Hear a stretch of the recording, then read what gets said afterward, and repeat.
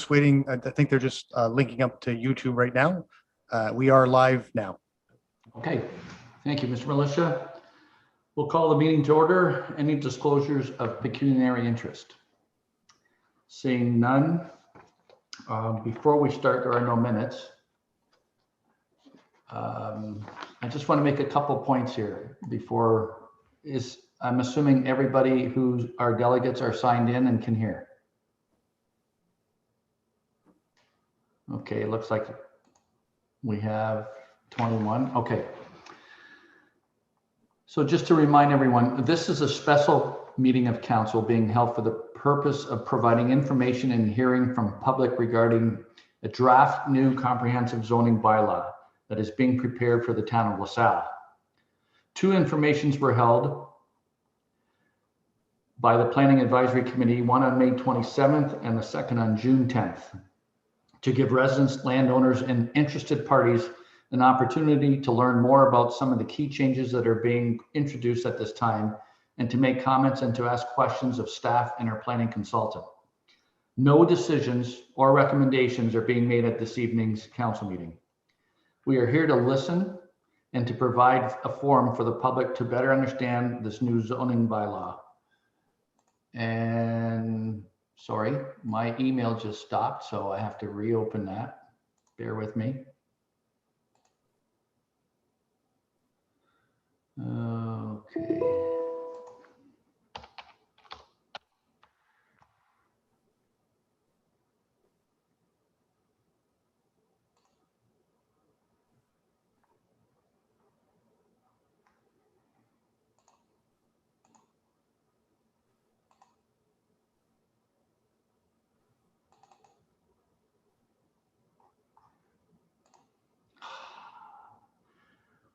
Murphy's Law. Mr. Mayor, maybe as you're just loading up your email, I can just point out that, again, we do have members of council on the line as well. We have Councillor Richo Spaniolo, Councillor Sue DeJarle, Councillor Mark Carrick, all visual on the screen. Councillor Akpata is online. However, his camera is turned off and he is experiencing, with the weather we have, the internet is a little unstable. Oh, I just seen him pop on there. So we will, if the internet does go down, we will turn to more of a verbal voting record as we go through that. And we also have Councillor Jeff Reno, who is remotely dialing in. He is also visually available, but you will note that there is one telephone call on the screen, and that is Councillor Reno's cell phone that he'll be talking through. It's just we're finding it a bit laggy, so he'll speak through the phone, but you'll see him visually on the screen. So just to kind of give you a roundup of who's there, I believe we're still just waiting for Deputy Mayor Malash to log in. She did tell me she'll be late, and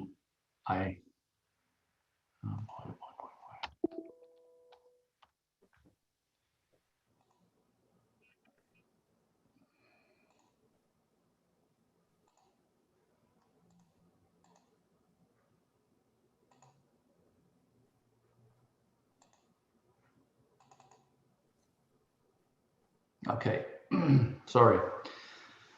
So the last comment I made was no decisions or recommendations are being made at this evening's council meeting. We are here to listen, provide a forum for the public to better understand why this new zoning bylaw is being prepared at this time and how it will help shape our community going forward. There would be two presentations made at tonight's meeting, following which we will open it up to questions and then comments. Please direct your questions and comments through myself, the chair. If you have a question or comment that is about a specific piece of property, we would ask that you contact Alan Burgess at Town Hall directly to schedule a time or to have a phone or virtual meeting to discuss how the new zoning bylaw affects that specific lot. You can also send your questions and comments to the town in writing to the attention of Alan Burgess.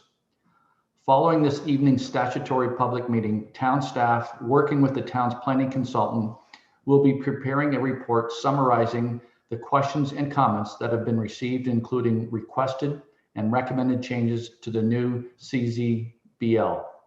That report, together with a final draft comprehensive zoning bylaw, will be presented to council for adoption purposes at the August 24th council meeting. It should be noted that a copy of the draft new comprehensive zoning bylaw, including all of the new zone maps, together with a copy of the background report, can be viewed and downloaded from the town's website. I will now turn it over to Larry Solani, our town planner, who will introduce the rest of the project team and will make the first of our two presentations. Mr. Solani. Thank you, and good evening, Your Worship, members of council, and the public, residents and landowners who have joined us here this evening. I'm going to share my screen here, and we'll see if that works. Share. Let's see. Okay. Hopefully you can see my screen at this point. Okay. So the new comprehensive zoning bylaw. What we are working on right now is basically what I consider to be the second chapter of a book that we started with the new official plan back in 2014 when the work began on that project at that time. So this is the completion of a number of years of work where council, together with staff and the community, have been involved in updating the two most important planning documents for the town of LaSalle, which is the municipal official plan and the second one being the new comprehensive zoning bylaw. I'm going to spend a few minutes here introducing first the team. Alan Burgess is with us this evening. He is the supervisor of planning and development services with the town, and Ron Palmer is with the planning partnership. He is our planning consultant and also the lead author of our official plan and of the new comprehensive zoning bylaw. Ron will be making the second presentation this evening. So I'm going to speak for a few minutes about why are we preparing a new zoning bylaw at this time, how the community has changed since we adopted the last zoning bylaw, and how we expect the community to continue to evolve and change over the next 20 to 30 years, and what are the next steps, and you know, what's the real purpose of this bylaw and what happens after tonight. In terms of why are we doing this at this time, our current zoning bylaw 5050 was prepared in over 27 years ago. It was adopted by council in 1994. The community was much smaller, a very different community back in 1994 when that document was prepared and implemented the official plan of the time, which was adopted almost 3 decades ago. So it's in need of an update and a rewrite. The second fundamental reason for doing it is we need to introduce a whole new set of zoning regulations to implement the new policies that are in our official plan.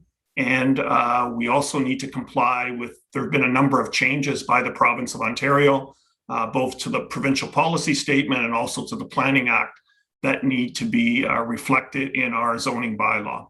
And then the community is evolving in terms of the needs of the community with respect to affordable housing, home-based employment, energy efficient built forms, transit supportive land uses, accessibility, and safe walkable neighborhoods and districts. So all of these things are considerably different in terms of the issues and challenges going forward compared to what they were in the late 80s, early 1990s when the existing zoning bylaw was written. How has the community changed? I think anyone who's been here over the last 2 to 3 decades have seen dramatic changes in LaSalle. LaSalle has doubled in size in terms of its population over the last 30 years. And we have seen some very significant strategic investments in the community and 2 major planning policy initiatives that have really led to a transformation of this community from what you saw, you know, pre-1990 to where we're at in 2021. And those 2 initiatives were the LaSalle Greenway Initiative and the LaSalle Livable Neighborhood Initiative. The Greenway Initiative is an important cornerstone of our previous official plan, and it's been carried forward in this official plan. And the essence of that initiative is linkages, linking our community, the urban neighborhoods to each other, wildlife habitat areas to other wildlife habitat areas, woodlots and wetlands, and our various water courses, and providing opportunities for people to connect to nature. And we've been very successful from that perspective in terms of many of our neighborhoods used to be very disconnected, and you weren't able to walk, ride your bike, or move easily between neighborhoods. But with the Greenway Initiative, we've been able to kind of bridge those gaps and provide many important linkages in the community. Today's council and previous council have demonstrated environmental leadership under this initiative, acquiring more than 400 acres of ecologically significant Carolinian forests, tall grass prairies, and Detroit River wetlands. Again, the envy of Southwestern Ontario in terms of showing leadership and stewardship in that particular area. Protecting our corridors. So we have some important inland water courses in the Detroit River itself, River Canard, Turkey Creek, the Cahill Drain, and we have been able to acquire either full ownership or easements along many of these corridors, not only for storm drainage purposes, but also for recreational purposes and for wildlife benefits in terms of the ability for various forms of wildlife in our community, and that includes birds and mammals and other important wildlife that exist here in the southwestern part of Ontario to exist, so they're not isolated little islands. So these connections through these greenways are very significant, both to humans but also to wildlife. Another part of the initiative was to reinvest in our shorelines in terms of habitat and waterfront restoration, both along the Detroit River and along River Canard. A number of these have been put in place, resulting in some pretty impressive works for a community of 20 to 30,000. Major investments in terms of capital dollars and time and energy to do these restoration enhancement areas. The second major initiative, the Livable Neighborhood Initiative, combines a number of elements. The first was to invest in the town center. So we wanted to be able to see active seniors and other residents who wanted to live close to shopping and close to medical facilities and the town hall in terms of the library, the senior center, be able to do so by being able to walk within a 5 to 10 minute walk of all of those amenities and services. So many investments have been made in amenities and in infrastructure for active transportation and for people to live and conduct their daily lives in the town center area. The second one was in the neighborhoods themselves. So if you look at all of the neighborhoods that have been built, added onto, retrofitted in the last 20 years, investments have been made in not only sidewalks, over 50 miles of new sidewalks have been built since 1999 to create a very safe environment for people in LaSalle to walk and go to schools and parks and visit their friends and neighbors, but also in tree-lined streets that, again, make it more comfortable and more safe for pedestrians to move about their neighborhood. Again, LaSalle is a leader in this area, and you start to see other communities in our region starting to adopt these development standards that have been in place here since the late 1990s. Active transportation. Again, above and beyond sidewalks, active transportation means people being able to safely ride their bike, being able to rollerblade, being able to use wheelchairs and other mobility devices safely. Over 25 miles of both on-road and off-road facilities now exist in our neighborhoods, again, making them very livable and very safe.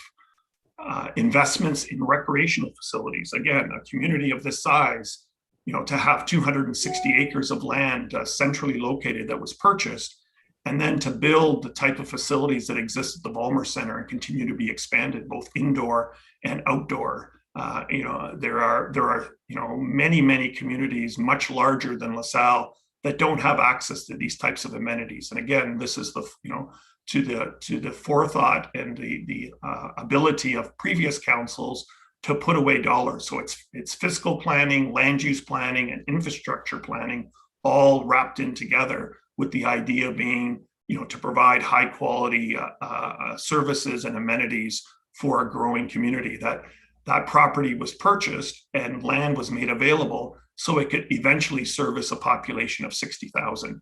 It wasn't just bought with the idea being we are going to run out of land after we reach 20 or 30,000 people. Land has been bought there, so the existing indoor and outdoor facilities that they can be expanded as needed in the future. And then most recently, investments at the Civic Center here with the outdoor plazas for night markets, outdoor movies, community festivals, all made possible because of the new Civic Plaza that was created at the town hall. There's also promenade and festival areas at Volmer, and the waterfront is going to be a major hub for these types of activities in the future with the acquisition of approximately 60 acres of land and the initial works that are going to be taking place along the waterfront to create a hub for community events and activities. Again, these are all part of making LaSalle livable and safe and attractive, not only for existing residents, but for visitors that want to come and enjoy those amenities and services in our community. So in terms of priorities, again, over $150 million has been invested in the last 2 decades for key strategic priorities to expand the sewage treatment plant, to put in major trunk services in terms of sanitary to accommodate a future population of 60,000 people. That has already been invested. Close to $70 million on the civic facilities and the outdoor and indoor recreational facilities that exist in LaSalle have been made. And building Laurier, a major east-west arterial, reconstructing Todd Lane, again, a major east-west arterial, and then making the improvements to the first phase of Malden Road down to the Cahill Drain. Again, a major north-south arterial. In excess of $30 million has been spent in that area. And most recently, as a strategic priority, was the acquisition of the waterfront. Approximately $10 million was put aside, and council established budgets to acquire those significant lands and allow for those to be redeveloped for a multitude of community uses over the next 5, 10, 20 years along the waterfront. So that talks about the past and where we're at today. It's very impressive. It is it's for a community of this size to have been able to do that in such a short period of time. There aren't many communities, again, in southwestern Ontario that have been able to do that in a very short period of time.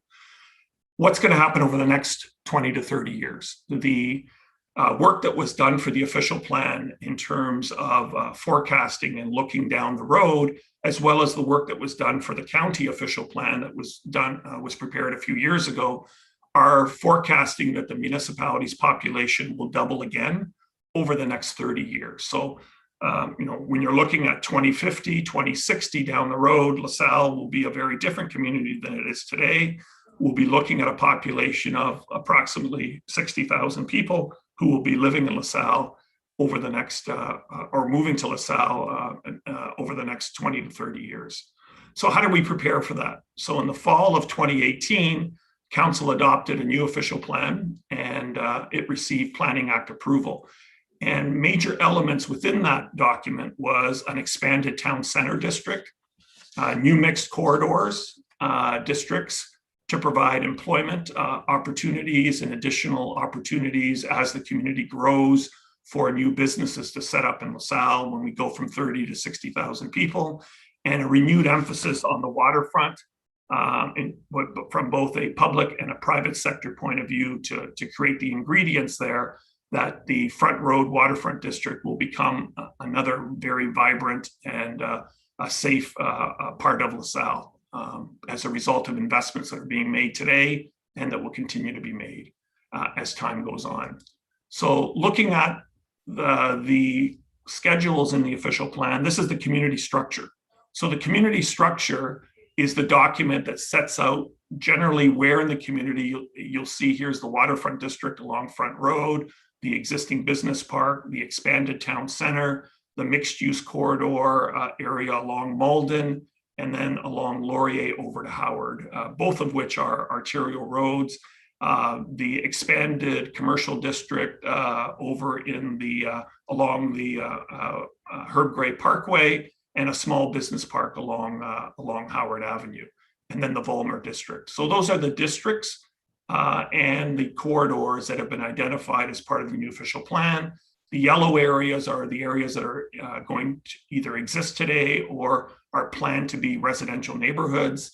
And then the greenways are the areas that are shown in green along the open water courses, the various municipally owned Carolinian forest, wetlands, and other natural areas, and then the water courses, which are part of the greenway going down to the canard as well. So that is the community structure of LaSalle. And then we have the land use plan, which provides more detail. So you'll see, hard to read on the scale, but there's a number of land use designations that go along with providing the detail of what happens or what can happen in those areas.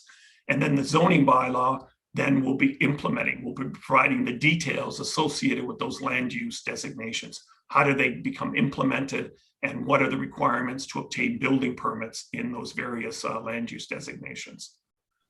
And then we have the transportation plan. So the transportation plan that was approved again in 2018, the blue lines are the arterial roads, so Front Road, Malden Road, Huron Line, Howard are the north-south arterials.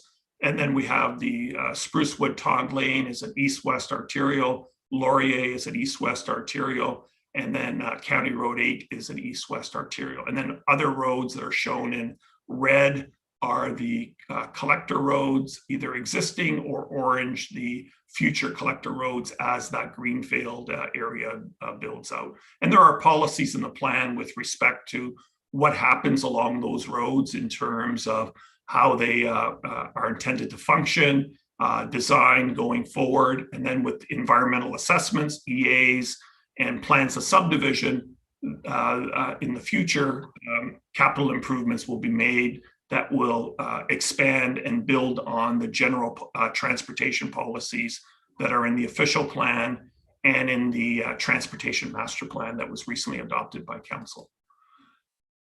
So what were the steps leading up to the official plan? And again, I won't go into detail, but I think it's important to recognize that the work on that began in December of 2014, where staff reports and initial meetings took place with council.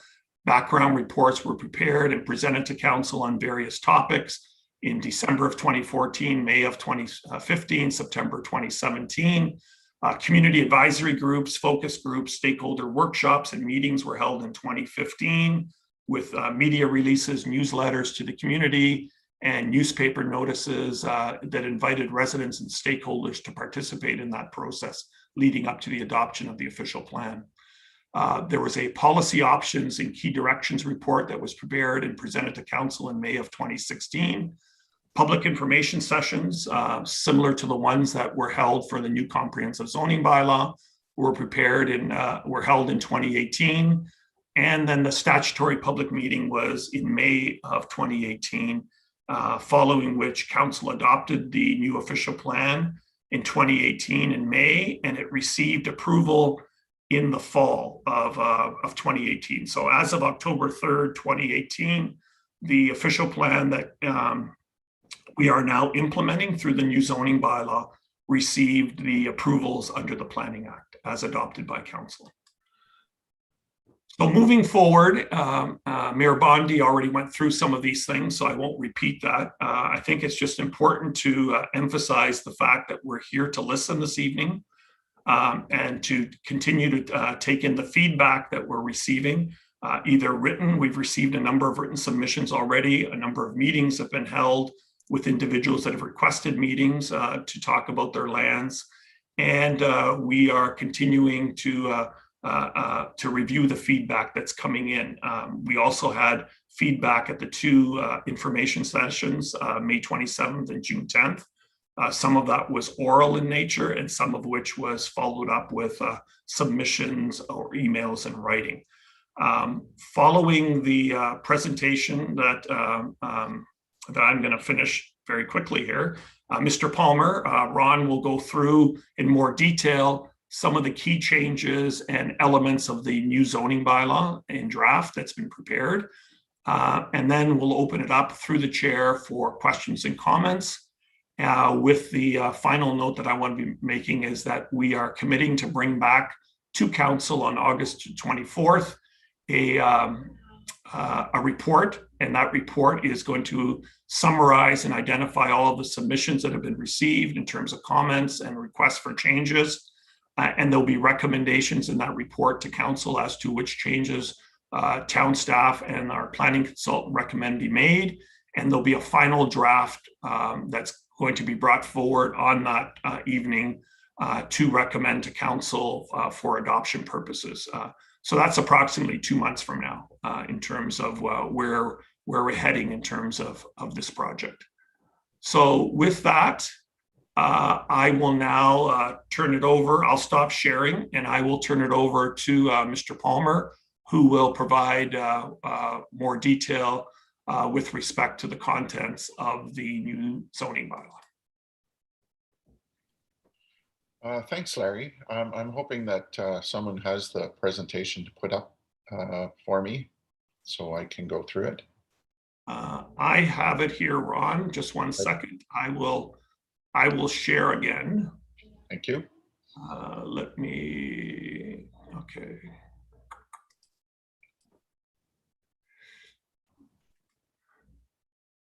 Okay. Can everyone see that? I can see it. I will make it bigger. Okay. Great. Thank you, Larry. Mr. Mayor, members of council, it's always an honor to be here down in LaSalle. My apologies for going through this presentation for those of you who may have been at the committee meetings earlier this year. It's pretty much the same presentation, but nonetheless, it's our first chance with all of council to go through what's in the new zoning bylaw. Next slide, please.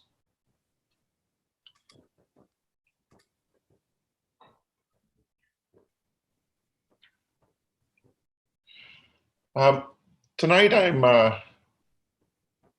to go through a number of elements. I'm going to talk about why we're here, what this zoning bylaw is and what it's doing. I'm going to talk a little bit about what's in the zoning bylaw and how it's different from the existing bylaw. And I was asked to prepare some more detailed elements on key issues that affect and that are top of mind here in the town of LaSalle. So I'll go through some of the research we did on that. And I'll close with next steps and turn it back to Larry to talk about how to get your comments to Alan at the town. Next slide. As has been noted, this is a virtual public information center public meeting before council. I am going to go through the draft of the comprehensive zoning bylaw, and I'm really looking forward to hearing additional commentary. We've heard great comments already through the process, so we expect that to continue, and it always makes the zoning bylaw better as we hear more and more from both council and from the public. Next slide.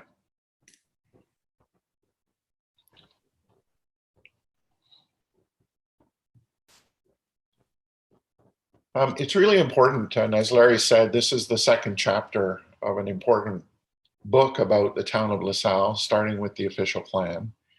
The zoning bylaw deals with every single property in the town of LaSalle, and it talks about how that land may be used and developed over time.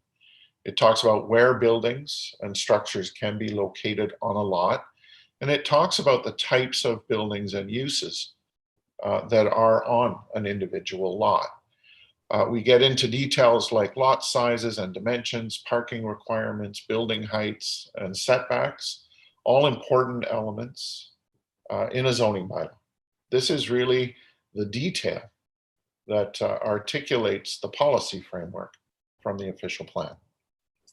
Next slide. What's really important, and Larry did touch on this a little bit, is that we are required by the Planning Act to implement and conform with your new official plan. There's not a lot of flexibility in that interpretation. It is really what the zoning bylaw is required to do. In addition, we need to conform with the county official plan. The county official plan is an overarching document that provides direction to the town of LaSalle. The official plan for LaSalle conforms to the official plan for the county, and the zoning bylaw is also required to conform. Certainly, there is a plethora of provincial legislation that we are also dealing with. And as Larry mentioned, provincial legislation changes over time. It's updated. It brings in new ideas about how to deal with certain elements of land use planning. And this bylaw is implementing the most up-to-date version of the Planning Act, which was just amended in 2019, and also the new provincial policy statement, also brand new. That comes along with a host of new definitions and new requirements that need to be included in this comprehensive zoning bylaw. Next slide. I'm going to start with a bit of some metrics. In the bylaw, there are 94 definitions. And these definitions, some are similar to the existing bylaw, others are brand new definitions, and some are provided with some graphic illustrations to help explain what we're trying to achieve and what those definitions actually say. So there's 94 definitions included in the bylaw, and they form the backbone of the bylaw as you read through the document. Next slide, please. Following the definitions, there are 27 general provisions. General provisions apply to multiple zones within the bylaw document itself, and they deal with very specific topics that are broad-based and apply throughout the town of LaSalle. Some of the things that we've included in the general provisions are how to deal with accessory uses and buildings, what the parking regulations for various land uses are, requirements for site triangles, loading space requirements, yard encroachments, opportunities, and things like that. Again, kind of overarching policy elements that need further refinement and definition in a comprehensive zoning bylaw. Next slide.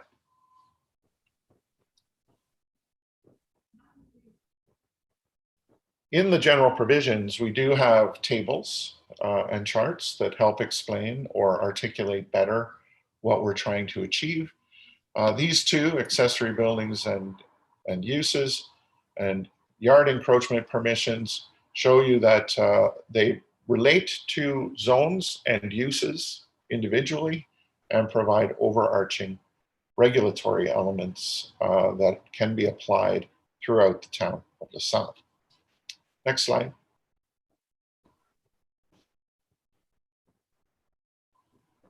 The primary detail in this comprehensive zoning bylaw is to establish the zones themselves.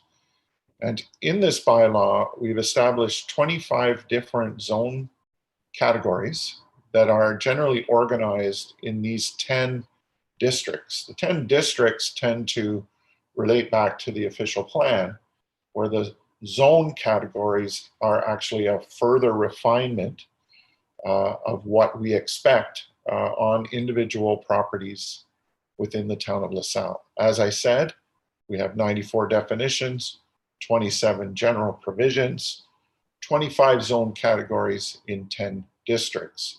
The two on the right are the town center zones. And just to give you an idea of what is included in a zone category, this particular page identifies the uses and buildings that are permitted within the two town center zone categories. And they are fairly different. TC1, which is the primary commercial center of the town of LaSalle, includes a whole host of retail and service commercial uses, recreational facilities, as well as residential development opportunities, whereas the Town Center 2 zone category still permits a mixture of uses, but the mixture is not quite as robust as in the Town Center 1 zone. Next slide. A key component of the zoning bylaw related to the individual zone categories is exactly what we are regulating in terms of how development is to occur on individual properties. So on the left-hand side, we have the regulatory provisions that are included in the zone. We talk about lot area, lot frontage requirements, landscape open space requirements, all of the different yard requirements, front side, interior side, exterior side, and rear yard. And we also talk about building height and how building height will be managed in the different zones. We talk about where parking and loading is permitted, and in the instance of the TC1, how drive-through facilities are to be dealt with. So it's quite complex and very detailed, and it really gets into the nuts and bolts of how development will occur in these two parts of the town of LaSalle. Next slide.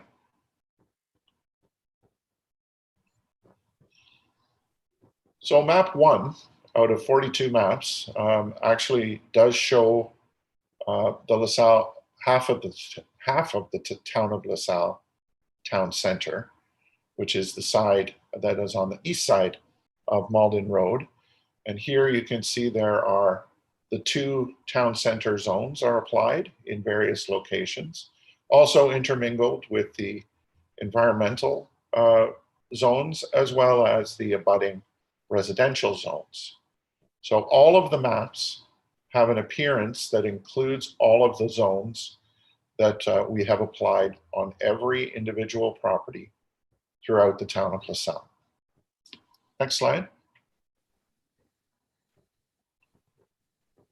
In moving from the most urban part of the town of LaSalle into the more rural agricultural area, outside of the urban boundary, we have established a zone category regime that includes 3 different rural types of land uses. We have rural residential zoning, we have rural commercial zoning, and then we have the agricultural zone, which includes the remainder of the farming operations within the town of LaSalle. A lot of this recognizes existing forms of development in the rural agricultural area. And again, we talk about what uses are permitted and what the regulatory elements are in terms of lot area, yard requirements, and potential for open storage is a key one in the rural agricultural district. Next slide.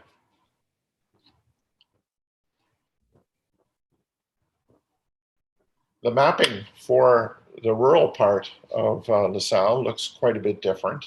You have some quite large areas that are zoned for agricultural purposes.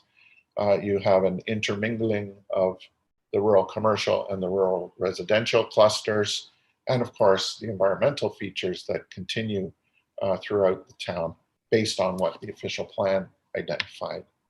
So again, we have 42 different maps. Every single property in the town of LaSalle is provided with a zoning category that manages and regulates what can happen on that property. Next slide.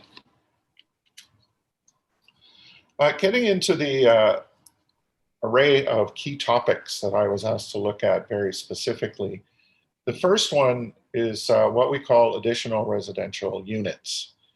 And this comes from a change in provincial legislation. In 2019, the More Homes, More Choices Act, which was Bill 108, provided direction to all municipalities in Ontario to permit additional residential units, first of all in the OP, your official plan, and secondly in the zoning bylaw. This is fundamentally an as-of-right permission that must be recognized in the town of LaSalle, just like every other municipality in Ontario. every municipality is currently or has recently amended their bylaws to include permissions for additional residential units. The province does provide some latitude for the municipality to consider the types of dwelling units that qualify for the inclusion of additional residential units. We can talk about parking requirements. We can talk about the size of those additional residential units. And we can talk about how residents would gain access to these additional residential units. Next slide, please. In the town of LaSalle, based on some research from other municipalities, and throughout the residential 1 zone, the residential 2 zone, and the waterfront district zone 2, we have identified permissions for additional residential units on lots that include both, that are either a single detached dwelling or a semi-detached dwelling. We do talk about the size of those additional residential units. And what's really important here is that in fact, it's 2 additional residential units. One is an additional residential unit that we call attached, which is what would formerly be known as an accessory apartment within the walls of an existing dwelling. And in that respect, we've identified a maximum of 40% of the gross floor area for the accessory apartment. And then we are also required to permit another additional residential unit that we call the additional residential unit detached, which is a unit that can be in an accessory building, not attached to the existing dwelling. And here we've put in a maximum size of 75 square meters. The goal is that for both the attached additional residential unit and the detached additional residential unit, they are subordinate and appear to be subordinate to the primary residential use, which is, as I mentioned, either a single detached dwelling or a semi-detached dwelling. We've also added requirements that the additional residential units be connected to municipal water and sewer services. And in the terms of a detached additional residential unit, we want to make sure that it's on a permanent footing or foundation. In those 2 regards, we're really trying to ensure that these units are appropriately developed and are safe for the future residents of these units. Next slide, please. Another topic that we were asked to look at is the issue of lodging houses in the town of LaSalle. And our understanding of the concern was that there were some overcrowding problems, there were some substandard residential units, there were some complaints, nuisances, and we also learned that most of the tenants are not empowered or they're not informed of their rights, and a general concern of the health and safety of those residents that is not properly regulated. What's really important when we're talking about lodging houses, because they are considered to be an important form of affordable housing, is that in Ontario, a municipality is not allowed to regulate 2 things: the tenure, whether it's rental or an ownership unit. And we're also not allowed to regulate who lives in a dwelling unit. We have no ability to regulate things like relationship. We're not allowed to regulate the number of people. And this really means that zoning is not the best tool to regulate lodging houses in the town of LaSalle. So we did some research and we were looking for other opportunities for the town to consider in terms of how to manage the lodging house concern. in the municipality, and we looked at maintenance and occupancy bylaws, licensing bylaws, and enforcement of the building and fire codes. Again, the idea here is that we can utilize the Municipal Act instead of the Planning Act as a better way to manage these uses. Fundamentally, in our research, compliance with building and fire codes is really, really important, because the goal at the end of the day is to protect and ensure the health and safety of the residents, while also looking for opportunities to manage any nuisance issues that have arisen. So we did find that many municipalities establish a rental housing licensing bylaw. And one of the interesting parts of Ontario legislation is that in order to license a lodging house, it has to be a permitted use in the zoning bylaw. So notwithstanding that zoning is not a very good tool to manage these uses, they have to be permitted to allow the municipality to license them. So we've done that in this bylaw. That starts with creating a definition of what a lodging house is. And we've divided it into two types, rooming houses and boarding houses. And they are only permitted within the residential 1 and residential 2 zones, with the intent that the municipality will consider a rental housing licensing bylaw. So I know that was a bit of a long-winded, complicated discussion, but it's a very complicated part of how the municipality might manage the proliferation of lodging houses in the community. Next slide.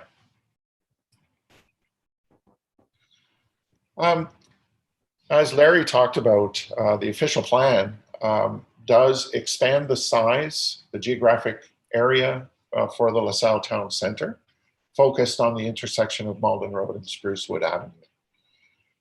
What we've done in here is follow the lead of the official plan.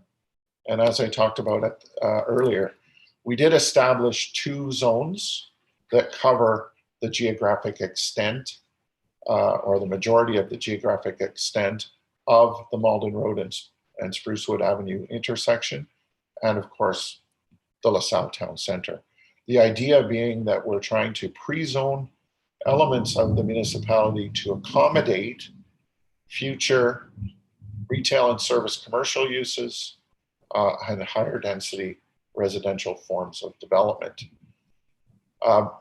Key to that is the actual frontage on Malden Road and Sprucewood Avenue, where we are requiring that non-residential uses be located at grade along the frontage of those 2 key streets.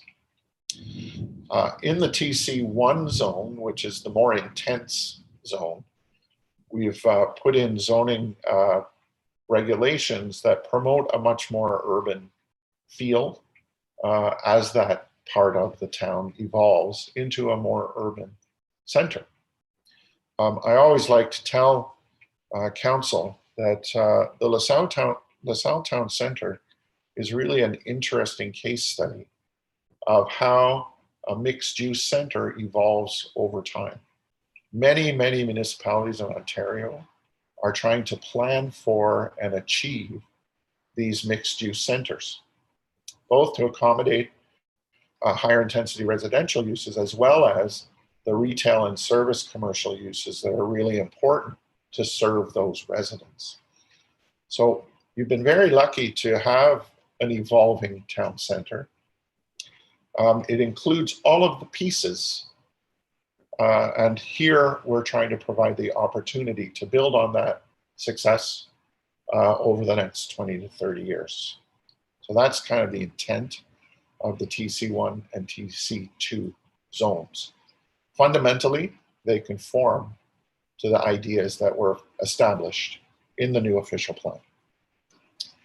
Next slide, please.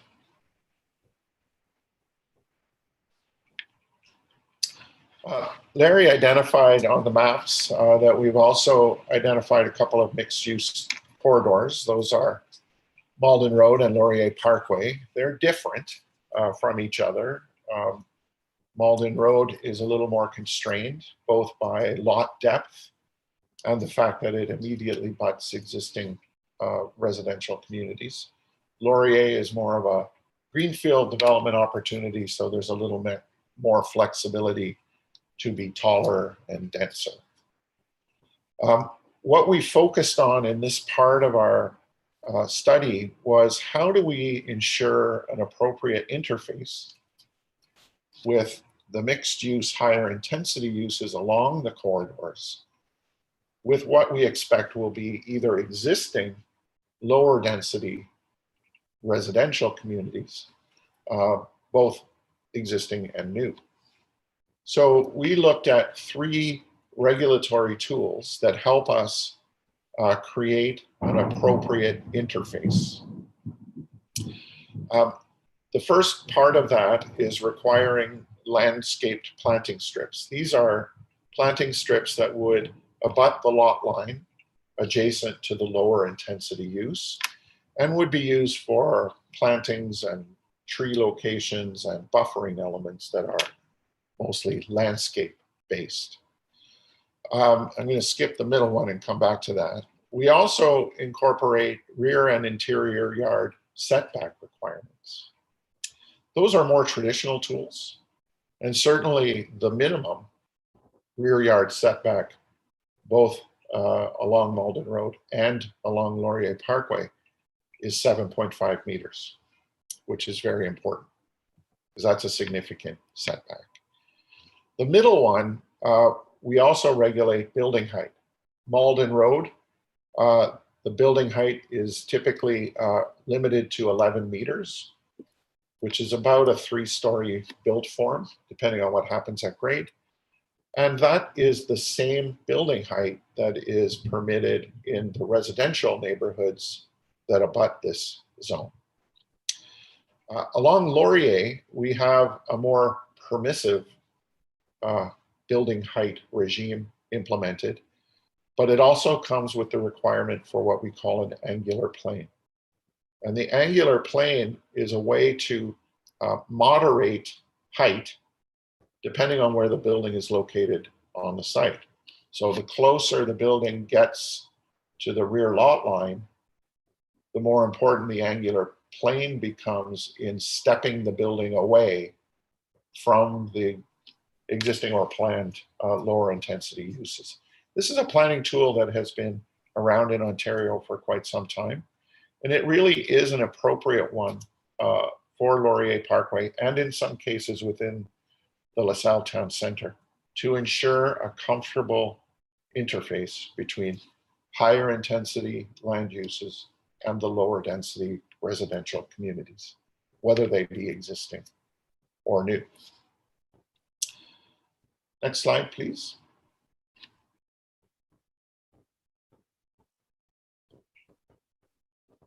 We didn't want to forget about the rural and agricultural areas. And as I mentioned earlier, we do have the 3 zones that we've established in the rural agricultural area within the town of LaSalle.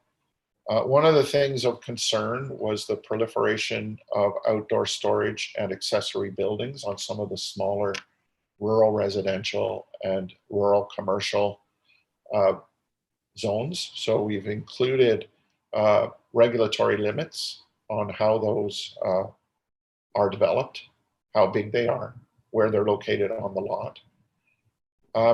We've also tried to ensure that what we put in the bylaw really respects neighbors, making sure that accessory buildings are appropriately set back from yards and that there's some consistency in the application of these regulatory elements going forward, primarily focused on the rural residential and the rural commercial zones. We're a little more flexible with the agricultural elements, recognizing that farm operations require a little additional flexibility to ensure that they can remain operational and successful. Next slide. One of the things that was interesting was farm help accommodations. This allows on an agricultural zoned property the opportunity for farm help accommodations. It kind of follows the same philosophy as the additional residential units, although this is for properties that are outside of the urban boundary and fundamentally linked to the agricultural community.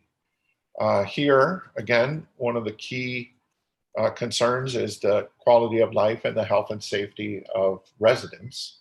And we've included some regulatory elements to ensure that. And each agricultural operation in the agricultural zone is allowed a maximum of 2 accessory buildings, which could be, in this case, mobile homes or bunkhouses, which may be assigned to farm help accommodation in the agricultural zone. So we're looking for ways to accommodate whatever the farmers require in terms of help on their farms, which is a much more significant issue in some of the municipalities that abut you, that are a little more focused on the agricultural part of the economy. Next slide.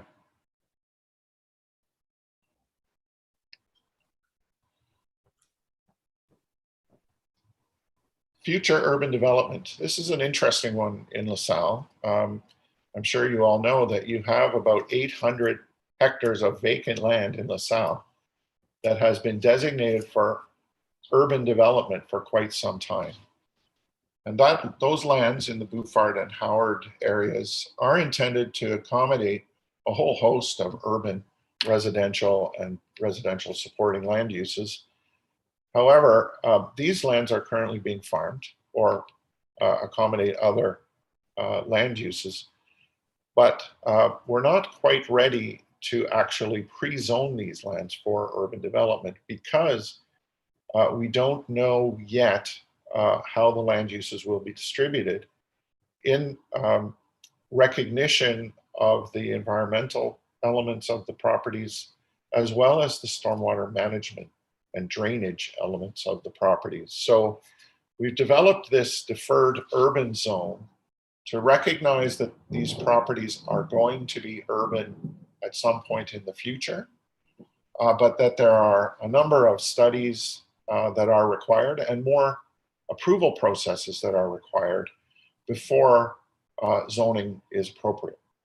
So this is a bit of a hybrid approach.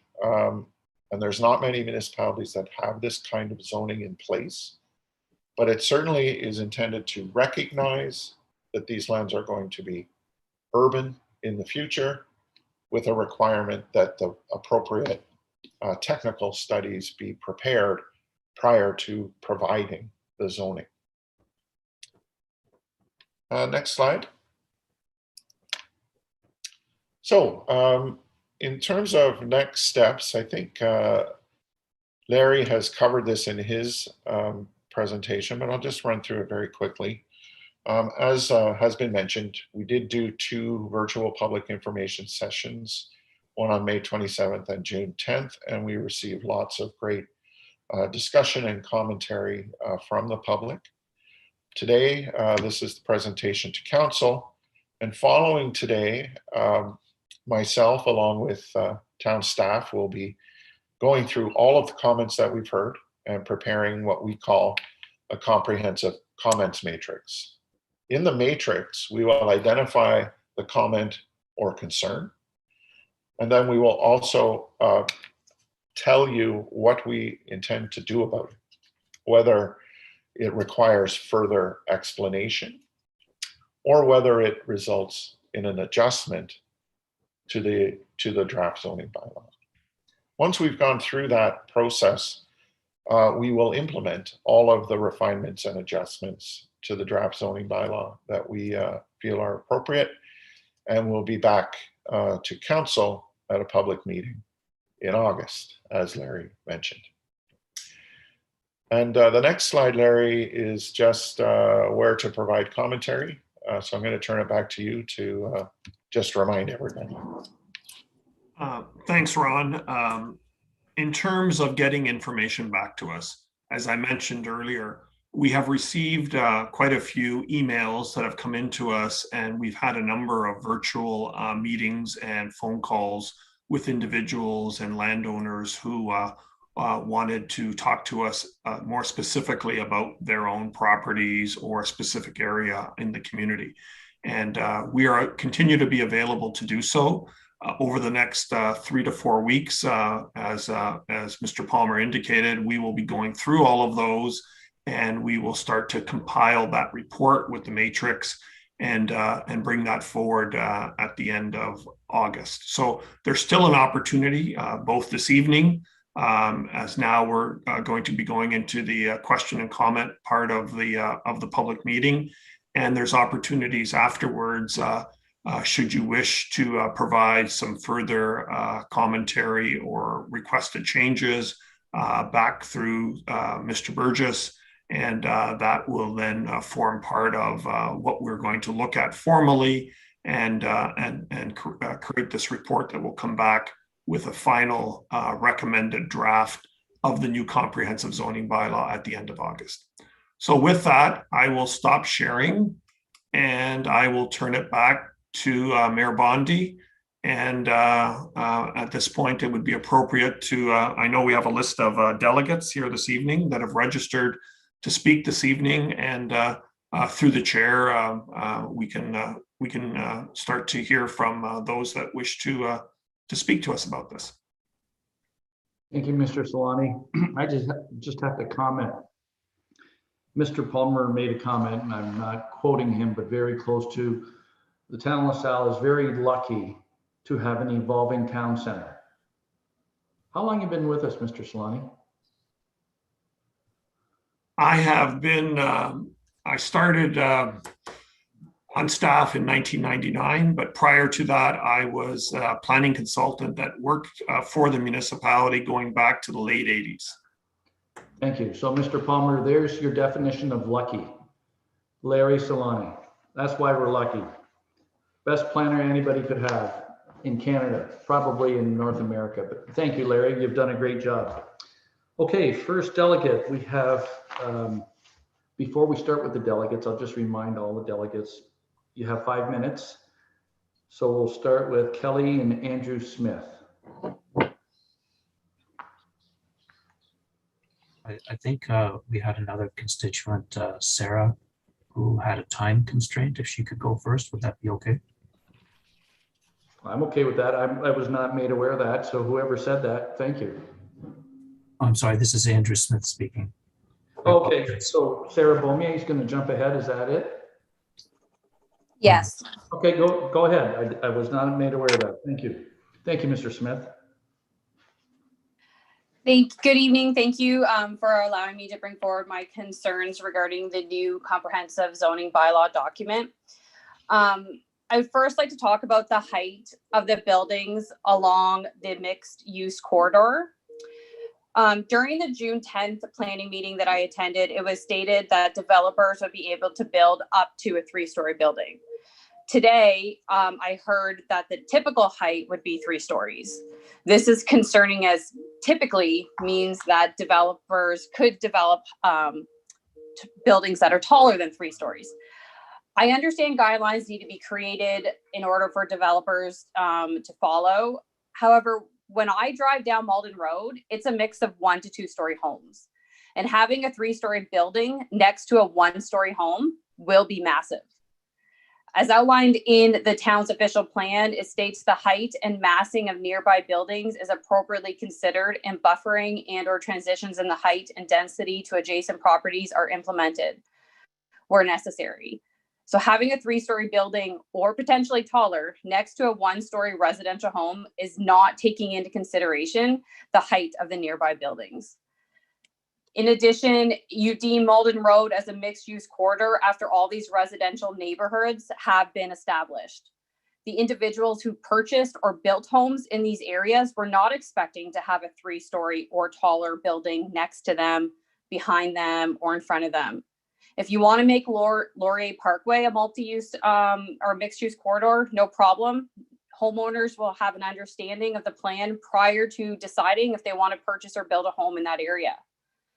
Furthermore, the proposed construction will create additional congestion on Malden Road, which will lead to additional safety concerns.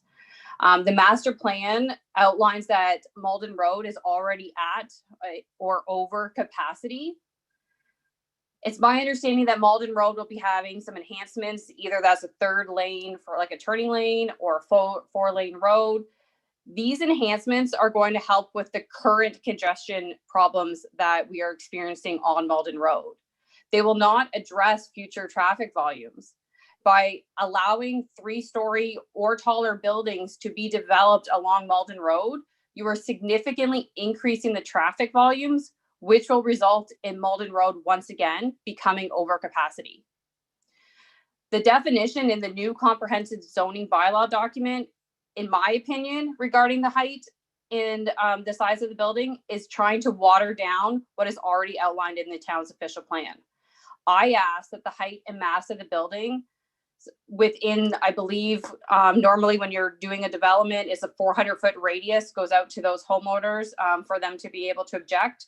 So I ask for the height and building within that 400 feet radius be considered, not a blanket height statement.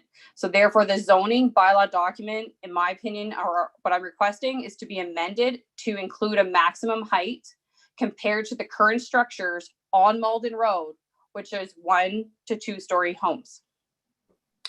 Secondly, any new proposed development must have enough parking spaces to ensure they're able to provide parking to their residents, employees, patrons, visitors. It's not acceptable to reduce the number of parking spaces in order to create a larger building footprint. It is unacceptable and irresponsible to allow a development whereby patrons would need to park on residential streets. If sufficient parking is not provided, this will create a traffic congestion on the surrounding residential streets and safety hazards, as it provides hiding spaces for kids to be jumping out of parked vehicles. I asked the town to include in the zoning bylaw document that they will not accept any proposals that do not provide sufficient parking for the residents, employees, patrons, and visitors who will be attending those establishments. I also asked that the minimum landscaping planting strip be increased from 1.5 meters to at least 5 meters to create a more reasonable buffering between any new development and the adjacent residential properties. A 1.5 meter buffer in no way minimizes adverse impacts to adjacent properties, which is what is outlined in the town's official plan. Lastly, I respectfully request that any decisions pertaining to the new zoning bylaw document be deferred until such time when an in-person meeting is able to occur for residents to be able to bring forward their concerns. Some residents in the areas do not have access to a computer, have the ability to participate in the virtual meeting. And I understand that the town has provided some different options for residents to call in, to write a letter, etc. However, these do not take into consideration all types of disabilities. Some individuals may have a support person that they need to have with them in order to assist with technology or writing a letter. And some people may not feel comfortable with having a support person entering their home at this time due to the pandemic. So by not providing an opportunity for residents to address counsel in person in a manner that takes into account their disability, you are not providing services that are accessible for all residents. So I do ask that, I understand that this is not a meeting whereby decisions will be made, but I do ask that any decisions, whether or not that's in August, do not occur until an in-person meeting can occur, so individuals are able to hear the presentation in person, ask any questions that they may have for council to take that into consideration before decisions are rendered. Thank you. Thank you, Sarah. Appreciate your comments. Now we'll go to Mr. and Mrs. Smith. Thank you, Mayor Bondi and town councilors. Way to go, Sarah. We agree with everything. My name is Kelly Smith, and this is my husband, Andrew. We're going to share our time so that we can make the most of it. We are going to outline several concerns regarding the rezoning of the Malden corridor to multi-use zoning. Residents in the neighborhoods surrounding Malden Road have invested a lot of money in their homes, so to now change the rules of what can be built will devalue and not be the type of neighborhood that was signed up for. It is not right to retrofit higher density populations into these established neighborhoods. What was the thinking in recently allowing several upscale homes to be built along this corridor, especially those that are steps away from the 3-story building proposed for the former Michigan Tavern property, knowing all along that you intended to approve the building of multi-use massive structures that do not meet your own existing town bylaws? That really does not seem fair to those residents, and I'm not one of those residents. It just tells me that the existing zoning bylaws are only as good as the next exception. The last official town plan and zoning bylaws were put in place more than 25 years ago. However, what has not been mentioned is that exceptions to your own plans and bylaws have kept occurring time and time again. If the growth of LaSalle's population can be predicted 30 years out, then so can the stages of development along the corridor in 5-year increments. These need to be shown to the residents. How do you see this comprehensive rezoning changing the Malden corridor over time, every 5 years in these stages? And how is Malden Road itself going to evolve so that a hodgepodge of commercial and residential buildings does not result? So I'd like to cover the changing of the zoning to implement this high density housing. It can happen in corridors like the Laurier Parkway, where there's very little currently in place. People have not built along this corridor yet, and they would be knowingly choosing to invest in these areas and raise their families there.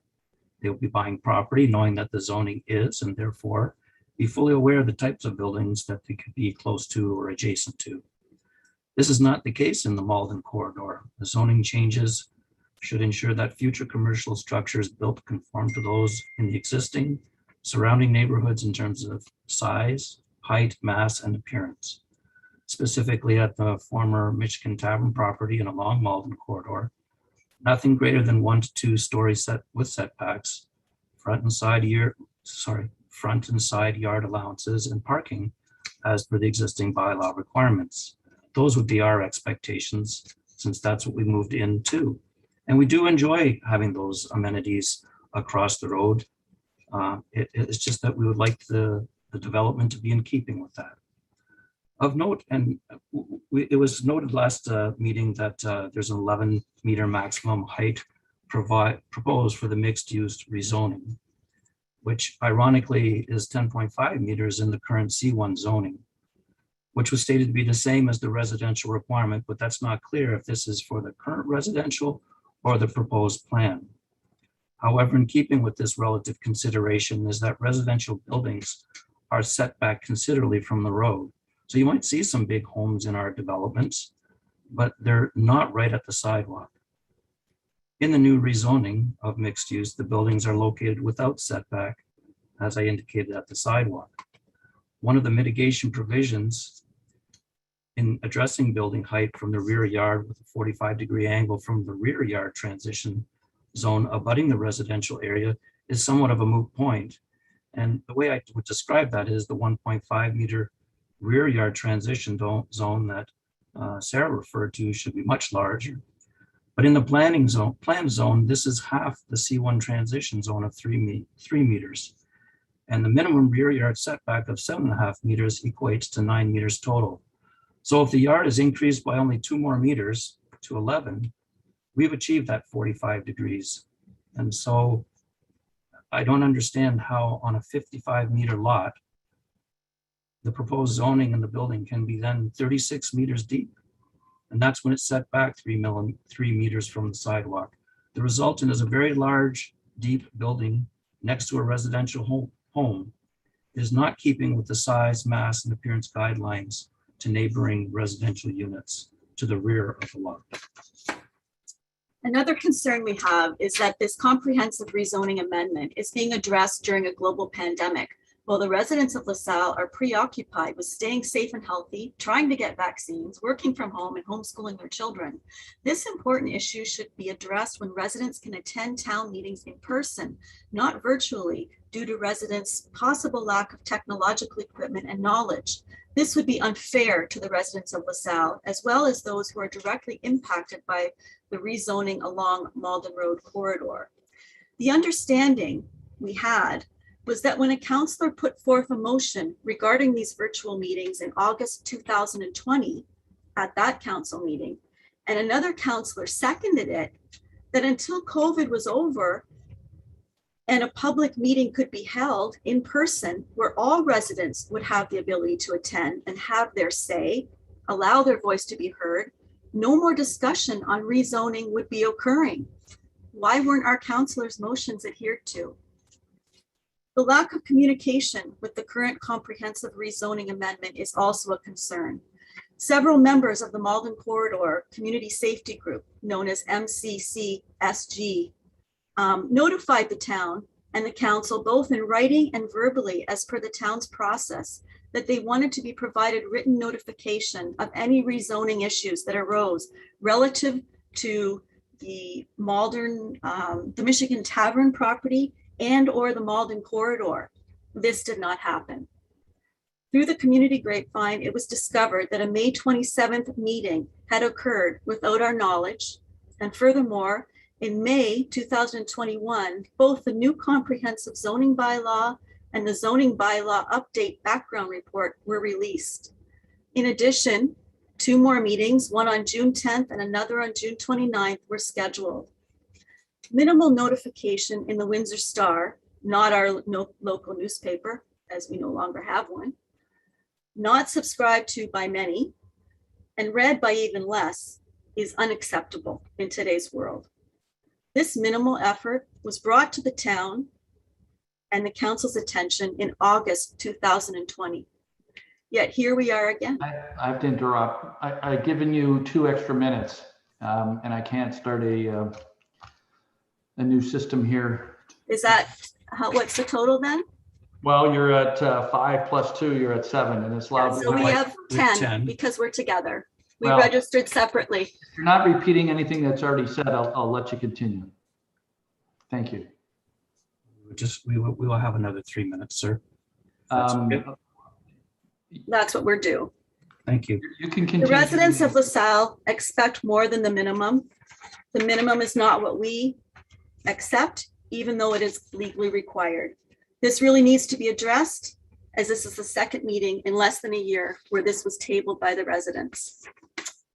Some suggestions for better communication are an additional leaflet could have been included in the envelope with the tax bill that I just received to notify us of the May 2021 document releases, as well as the important upcoming meetings. Just like the 2 leaflets advertising ticks and Lyme disease, WeVax, going paperless, and ironically, staying connected with the town. A banner could have been strung across Malden advertising this rezoning, just like the one thanking first responders or advertising the Strawberry Festival.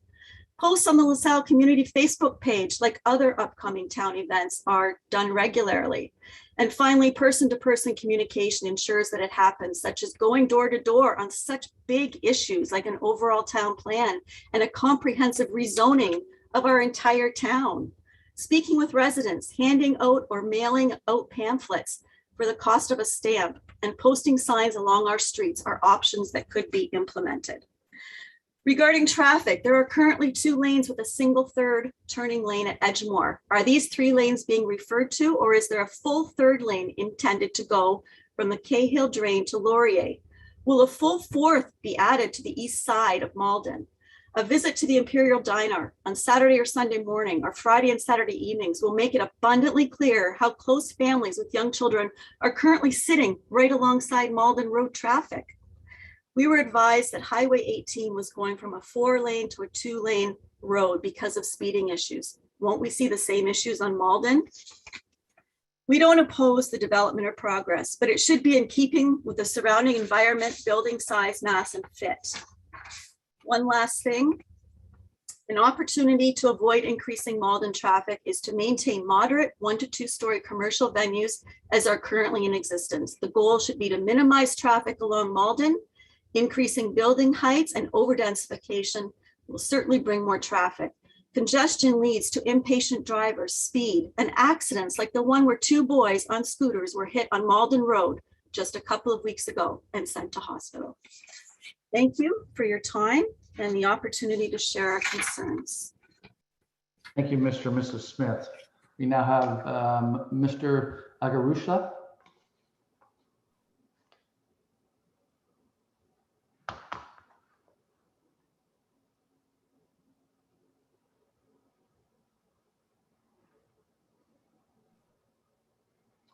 Yes, hi, good evening. I'm sorry, I'm having a hard time as the Kojiko cable is down here in our area, so I'm using my phone. I totally agree with Sarah and Kaylee and Mr. Smith. All what I need to add is what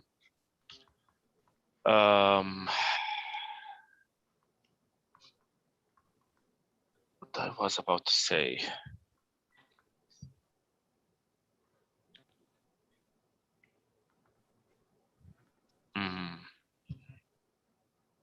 You know, I would give Diane to speak, and in case if I need to say anything later on, I would add it at the end.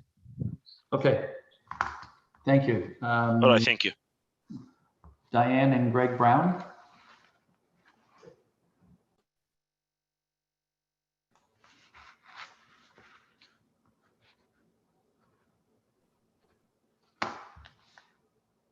Hello, can you hear me? Yes, go ahead. Okay, thank you very much for hearing our concerns. This is a joint statement by both of us, but Diane will read it. Yeah, and just to let you know that everything that's been set up until now, we are in total agreement with. And there are some points that have already been discussed at this point, and I'll try not to go and repeat them. We attended the August 2020 Zoom meeting with the help of Erin, thank goodness. My husband and I are both seniors here, and neither one of us are that computer savvy. Actually, I'm not much. And I'm not at all. So we're in that group of people. As far as we're aware, COVID or not, we were advised that there wouldn't be any public meeting or attempt to reach the public. Or there has been no public meetings since up until May regarding the rezoning. So I went online and I think I killed a couple of trees trying to find where all these other meetings were held. And I had such an awful time with it. I was asked by Mr. Burgess to perhaps give him a call, but I felt that was rather selfish because there's probably other people who have the same questions that we do and would like to hear the answers to them as well, which is why the public meeting would have been so wonderful. We didn't really know too much about what was going on. The 2 meetings that you referred to in May and in June, I don't believe that there was any other meetings scheduled since 2020. So this is kind of like very short period of time for us to get our heads wrapped around this. One of the big problems that we find are the methods and communications that the administration is using currently to let us know about any messages, important announcements, meetings, and deadlines to get out to the citizens of our town.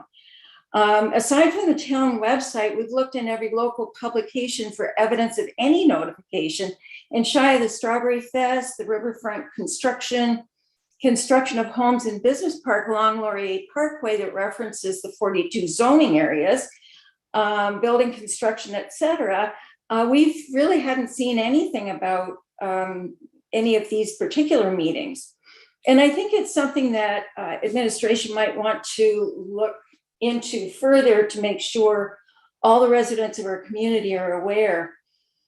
We stick with kind of old methods of communication. like notices and letters and publications, anything that's in print. Now, we've reduced our Windsor Star, the number of days we get a Windsor Star. And apparently there was some notification put in the Windsor Star, but we don't get them all the time. And if I look up and down our street, you see how many people don't get the Windsor Star, because you'll see all the ads are thrown in everybody's driveway. So really, with nothing that LaSalle has anymore, excuse me, I'm just getting a drink of water. Putting a notification in the Windsor Star, it isn't LaSalle. So we're not as apt to look at things that are, we do still see things in Windsor, but this is specific to LaSalle. So I signed up for the LaSalle news and updates, and I try and stay up to date, but I printed it out, and nowhere does it say anything about zoning bylaws. And at the very end of it, it just refers to a town meeting, I think it was, but nowhere was it about bylaws. It just says members of council will meet electronically on June 22nd and July 13th and live streamed on YouTube. But nowhere does it refer to the 29th meeting unless I can't see anything. I had asked Mr. Burgess, I think he might be on with us, to send us just like a still map of the 42 zones because I couldn't locate it anywhere. And I was trying to give an example of what it was I was looking for, just a plain map that I could print out with the zones. I compared it to like the bike lanes and stuff, but I think he got a little mixed up. I didn't want the bike tracks or the bicycle trails. I wanted that meeting. So I guess maybe I wasn't very specific, I guess. I don't know. I just wonder why it's so hard to find anything. Maybe to all of you computer literate folks, it's easy. Then thankfully I had a citizen tell us how to get it and sent me a link to it. So then I was able to print it. So thanks. But again, Mr. Burgess, it was more that the reason I didn't call you is because there's other people with the same questions that we have. So I thought it would be best to be able to hear that all at once. I think it's really important that the town lives up to its vision and mission regarding community engagement, and all these things that we're talking about right now speaks to that. We all love LaSalle. We all want to see LaSalle grow and evolve over time, but we have to work with what we've got as well. And yes, we're lucky to have all of these areas, but down Malden Road and whatnot, it's treacherous.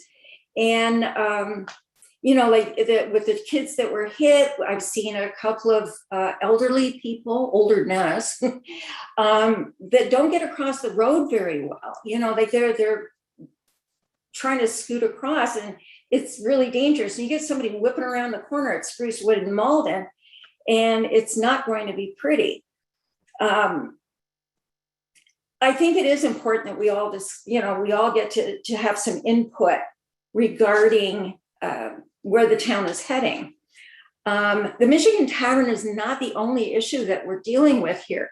Now, we're on Edgemore, and I'm concerned what's going to go in at the corner of Edgemore and Malden. Is that going to be a condo? Like, is there something in the works for that? You hear so many rumors, and it's like, we need to know what the answers to this is. These questions are. Mr. Solani, I know he's being a planner and whatnot, there must be some visuals, like, those drawings that people say, well, this is what I pictured like Malden Road's going to look like.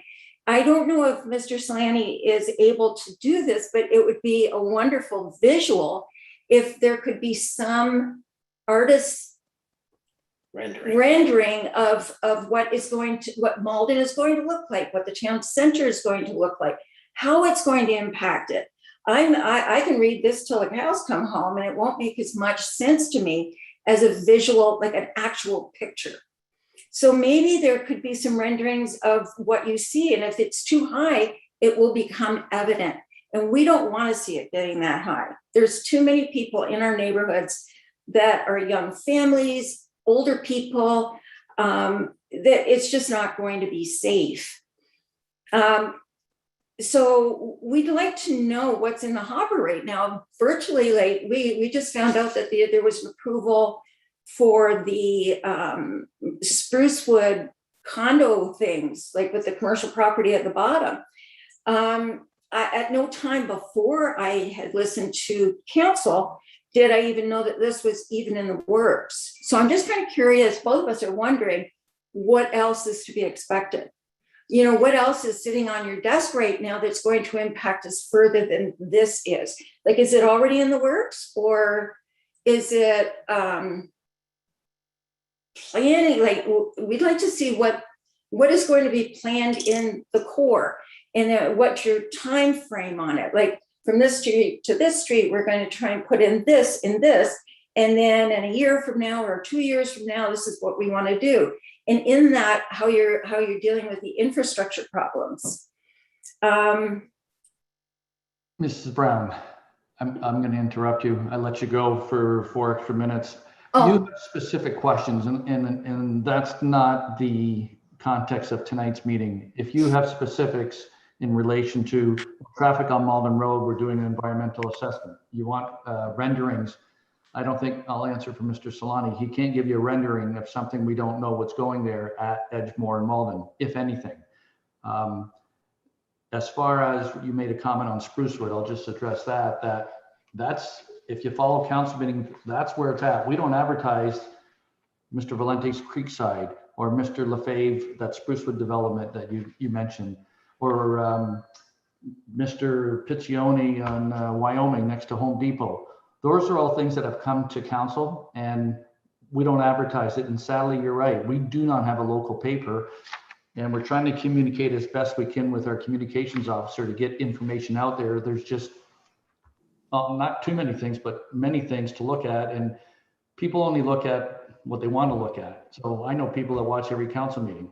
Others have never seen one in their lives. So I think. And that's why, I'm sorry, I was going to say, that's why I think it's really important that there be different forms of communication from council.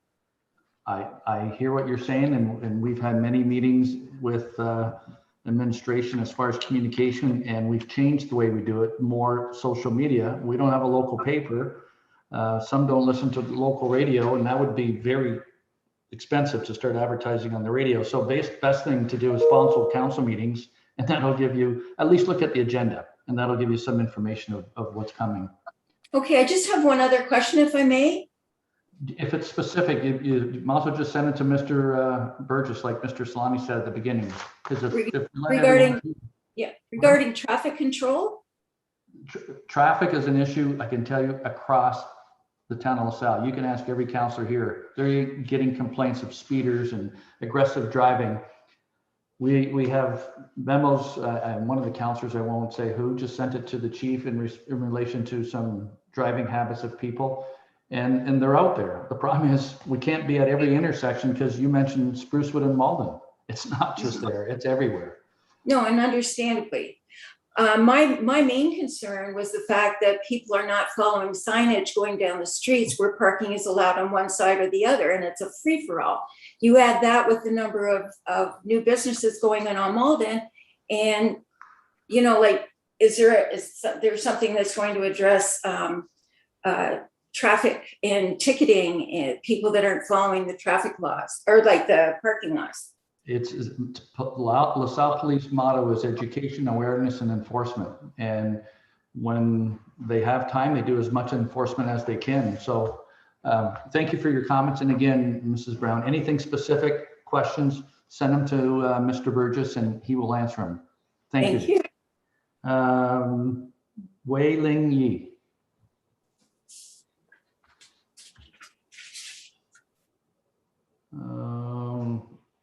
I don't see them.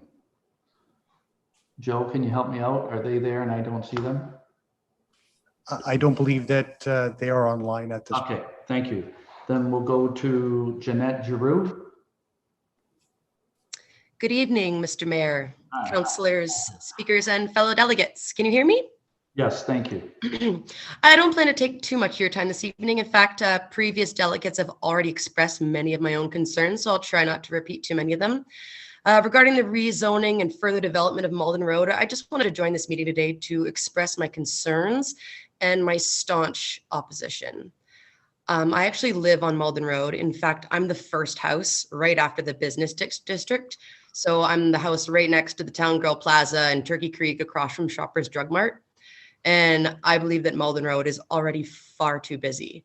In fact, the traffic on Malden makes it nearly impossible for me to get out of my driveway. And I actually have to make some pretty risky moves into traffic just to get out of my driveway in the morning. More importantly, it's becoming dangerous to pedestrians. I see hordes of kids on bikes coming to and fro in front of my home, and they usually cross the street right in front of my house where the trails intersect at Turkey Creek. And I can't even count how many near accidents I've both witnessed and been in from kids and other pedestrians crossing the street in that area. Furthermore, that same section is a wildlife highway. As you mentioned, it's a greenway. I see deer, coyotes, turtles, geese, muskrats, beavers all the time. And again, I can't even count how many times I've seen animals killed or nearly killed on Malden Road in that area. LaSalle is a town. LaSalle is not a big city. We're known for our green areas and wildlife. I moved here and so many others chose to live here for that small town close to nature feel. And what you guys are proposing along Malden Road will effectively ruin all of that. Our natural areas and smaller town feel are what make LaSalle so unique and desirable. And the rezoning and urban sprawl you're proposing will be taking the best two things about our town and destroying them. What you're proposing is dangerous to pedestrians and children, and I question with deep concern the environmental impact it will have. I also believe that development you're proposing will devalue my own home, and I'm wondering who would be responsible for my loss in equity. When I moved here, I did not sign up for large businesses and multiple story buildings as neighbors. If this goes through and Malden Road widens and becomes a mixed use corridor, I'll be losing a large swath of my front lawn, putting the already congested traffic even closer to my front door. When I moved here, I did not expect to be living in, nor did I want to be living in, a heavily trafficked urban area as your mixed use corridor proposes. If you want to develop a highly trafficked urban area with shops, bars, and restaurants, that's great. It's a wonderful idea, but I would please urge you to do it elsewhere, somewhere that will not affect existing residents like myself and our precious wildlife to such a detrimental degree. You hold these meetings and let us speak, giving us the impression you care about what your citizens think about your plan, so please listen to us. I understand that populations grow, but Malden Road is not the place to develop. It's already too busy and already fully developed with single-story homes. I realize you have big plans and I respect all of the hard work and planning you've done. In fact, you have some really great ideas in keeping with our population growth, but I'm begging you to leave Malden Road as it is and put the urban sprawl in a more appropriate place where there's actually room for it, like Laurier Parkway, a place where there's room to do it well and at the same time won't be muscling out existing residents and wildlife. And I actually had to find out about these plans through a Facebook group, and I'm deeply concerned with the clandestine nature of how all of this has gone through. I urge you to hear our opposition and hold off until the pandemic is done and due diligence of informing those affected has been done as well. Please keep Malden Road as it is. Thank you for your time. Thank you, Janet. Appreciate your comments. And now we have Conrad Elwood.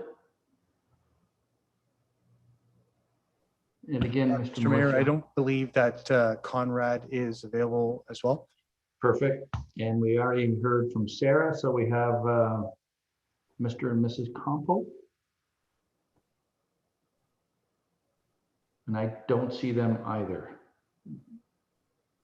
Is that correct, Mr. Militia? Going through the names here quick. Yeah, that's correct, Mr. Mayor. We do not see them online either. Okay, Mr. Solani, did you, I believe you said questions, or are you not taking questions now? You're going to wait until they are sent to Mr. Burgess. Mr. Mayor, just Yes. before we move back to Mr. Solani, we do have Doug and Brenda Roberts who are a lady. Oh, I'm sorry. Yes, thank you. I know they were out of late. Sorry. Again, I don't, quite frankly, I don't believe that they're online, but I did want to recognize that they had registered, but not, I don't see their names on the online registry. I did get some information this evening that they were coming, and I did not add it to my list. So I apologize to them, but they're not here as well. So, okay, Mr. Solani. I just wanted to make one comment at this point. With respect to comments about this being a clandestine exercise, that couldn't be further from the truth. We have worked with our communication officer very closely to ensure that we broadcast notification about the information sessions and the statutory public meeting as broadly as possible. She has used social media. We have an extensive list of folks that are monitoring and receiving information through social media. So there were several notifications in addition to the formal legal one. So under the Planning Act, we're required, because we don't have the community paper anymore, so we're required to publish, and that publication for legal purposes is the Windsor Star. But there were several notifications through social media. There was on the electronic display board in front of Town Hall, there was information put out there as well with respect to the upcoming meetings. And there were media releases to the various media, being the folks that work with our communication officer to get information out to the community. So there has been an attempt to move beyond certainly the legal requirement would have been just to put it in the Windsor Star, which is not what was done with respect to this particular exercise. In addition, the notice, I believe, went out in April, and we've had 2 information sessions in May and June. We're having the statutory public meeting here in June, and we are informing through YouTube channel and every other way that we're still receiving comments. This is not a done deal. And as Mr. Palmer indicated earlier, comments and feedback is an important element that is going to make the document better. So we are taking that seriously, and there's no attempt here to do anything in the shadows or to try to slip something by anyone. That's the furthest from the truth. In addition, I think there's some confusion with respect to the Michigan Tavern. The Michigan Tavern is a proponent-driven application. They submitted an application, as any landowner has the right to do in the town of LaSalle in the province of Ontario. That was dealt with by council. It was deferred, and it's up to the proponent to bring that back. So that has not come back. They have not brought that back forward. When that does come back, in terms of revisions that are made, it would go through the normal process, and we would schedule meetings, and we would follow the direction of council that took place at that time. So this is not the public meetings associated with the Michigan Tavern. This is to implement the new official plan and to put in regulations that apply to the entire municipality. So I think there's been some confusion with respect to this exercise and a proponent-driven application that is still ongoing and hasn't yet been finalized. So I just wanted to provide a bit of that clarification. Thank you, Mr. Solani. Good comments. Mr. Militia. Just further to Mr. Solani's comments with respect to comments that were made with regards to accessibility of council meetings. Again, one of the delegates did reference the meeting back in August 2020, and that was when the application for the proponent-driven Michigan Tavern redevelopment process was put forward. And again, council at that meeting, council did hear the application, but they also requested that administration go back and try to develop a process whereby it would be more inclusive for folks to come in, particularly those that had technology or mobility challenges. And to that end, we did make 2 laptops available, or 2 computer stations available within Town Hall. Again, applicants were asked to, or delegates were asked to register ahead of time, just so that to follow the COVID protocols. And we did make them accessible to anyone and everyone that would like to come in. And we did have folks use those as part of various public meetings and planning applications. So we do have the process. Again, unfortunately, that the pandemic is among us. But again, public meetings are widely being held across Ontario in the virtual format. So we are, like every municipality in Ontario, battling through the pandemic and some of the issues that we have associated with that. But we have been able to outline and deploy technology to help. Some of it virtually from folks that are able to do it from home, but we've also provided that opportunity for folks that feel uncomfortable doing it from home or not able to do it from home to come into town hall, into the atrium, and go through that. So we have provided those opportunities. Quite frankly, we haven't had a lot of takers, but we have had that opportunity for folks to come in and provide their comments should they have some technology or mobility challenges. So again, it's unfortunate that the pandemic is among us, but it feels like we're coming out of it. But again, across Ontario, this has been 2 years of this for us, or almost 2 years. And again, the business of the municipality still needs to continue. And as a result, we have made allowances and made opportunities available for those that wish to take them. Again, just echoing on Mr. Slaney's comments with respect to the communication side, we have used every possible media platform available to get the message out. We've used some of the billboards that we have available that have the electronic message boards. We've used paper. We've used all of our social media platforms. Unfortunately, with these situations, sometimes word of mouth travels faster, quite frankly, but we have made every attempt. We wish we had a local paper. And again, that would help us in that situation. It helped us give us one more tool to get that information out. But the reality is we don't.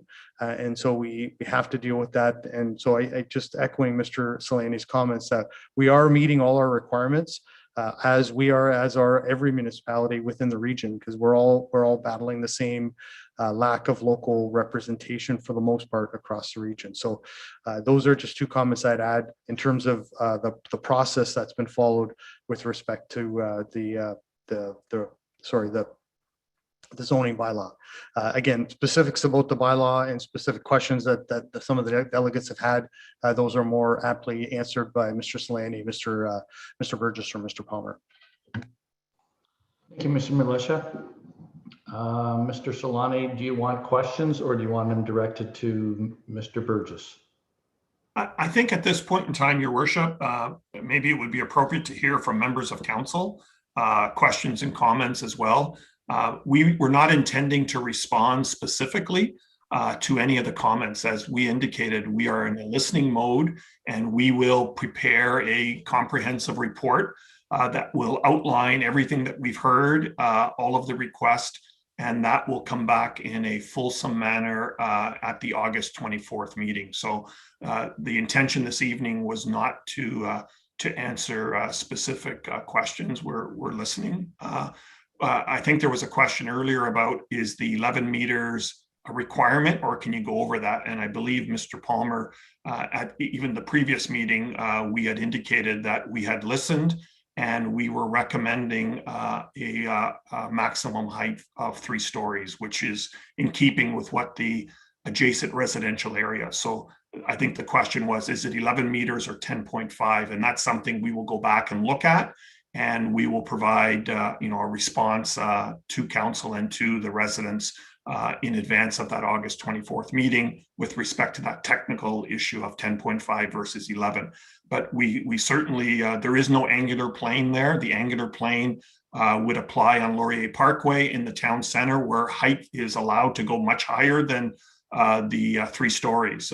We felt it was more appropriate here to put actual cap and to limit it to 3 stories. And I believe at the earlier meeting, some comments were made by some of the residents saying they were happy to see that we had listened and made that change.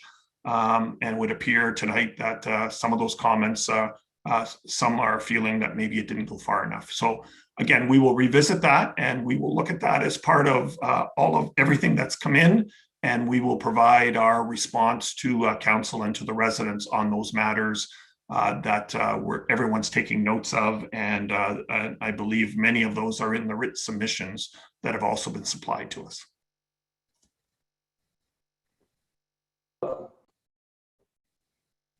Sorry, Mr. Militia, go ahead. Thank you, Mr. Solani. Sorry, my apologies for this last, last information. I neglected to just inform, again, just for the public record, there were a number of written submissions that were supplied to council and have been distributed to council. I will just read out the last names of the submissions.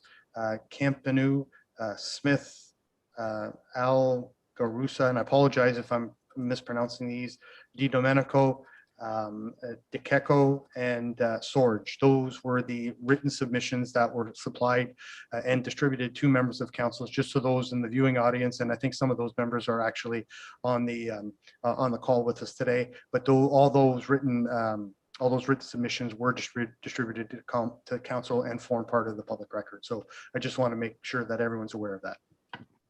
Okay, thank you, Mr.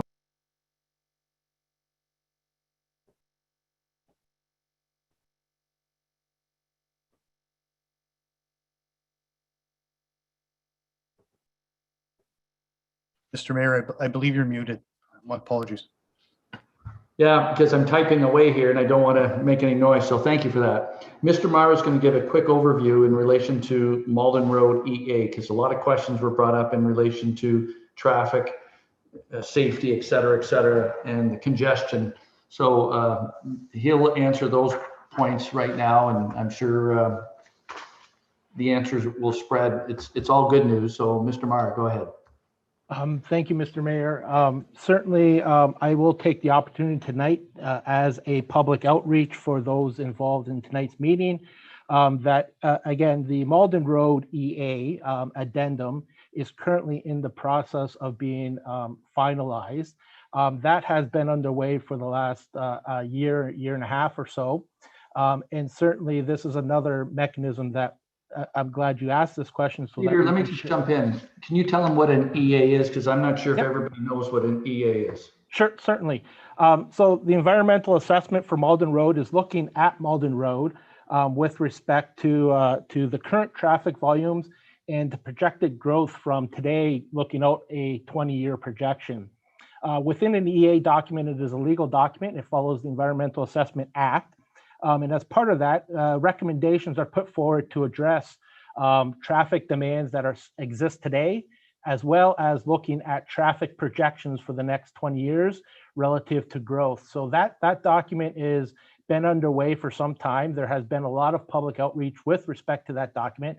All of that information is currently available on our website. So certainly those in attendance tonight or viewing this, I would encourage them to go in and take a look at that information, which is readily available.